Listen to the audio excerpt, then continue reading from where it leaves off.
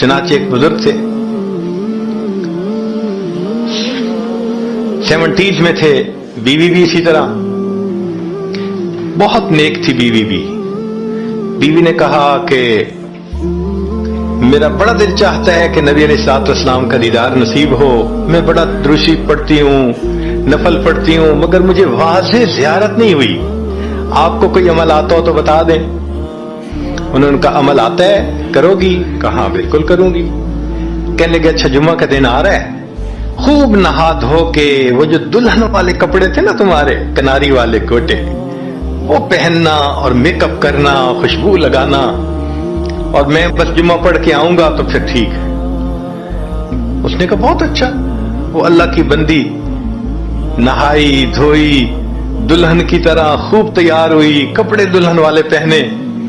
ان بزرگوں نے جمعہ کی نماز پڑھی تو ساتھ بھائی کا گھر تھا اس کی، یعنی ان کی بیوی کا، تو بیوی کے بھائی کے گھر چلے گئے، اس کو جا کے کہا میری عمر دیکھو اور آ کے اپنی بیوی بہن کی حالت دیکھو۔ اس نے کہا کیا مسئلہ؟ وہ ساتھ آ گیا، اور جب گھر آ کے اس نے دیکھا تو بیوی تو دلہن بنی بیٹھی ہے۔ بھائی کو غصہ آیا، تمہیں اپنی یہ تمہاری عمر اور یہ تمہارے لچھن۔ اس نے تو ڈانٹا اور وہ بیچاری روئی، اس کا دل ٹوٹا، رو رو کے حال برا، سو گئی۔ اللہ کی شان کہ اس نیند میں اس کو نبی علیہ السلام کی زیارت نصیب ہو گئی۔ اب وہ اٹھی تو وہ خوش بھی ہے اور پریشان بھی ہے، خوش اس بات پہ کہ زیارت ہو گئی، اور پریشان اس بات پہ کہ میاں نے کیا کیا، خود کہا دلہن بنو اور خود بھائی سے مجھے ڈانٹ پڑوا دی۔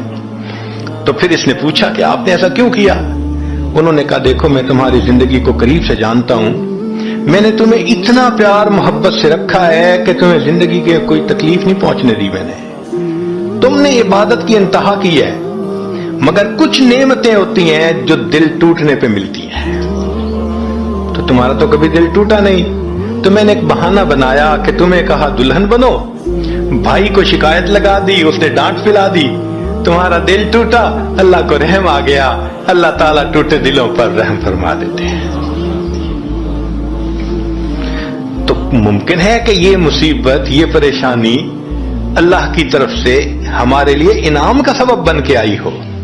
اس لیے ہمارے بزرگوں نے کہا سکھ دکھاں تو دیواں وار، کہ میں سکھوں کو دکھوں پہ قربان کر دوں، سکھ دکھاں تو دیواں وار، دکھاں آن ملائم یار، کہ دکھوں نے مجھے میرے یار سے ملا دیا۔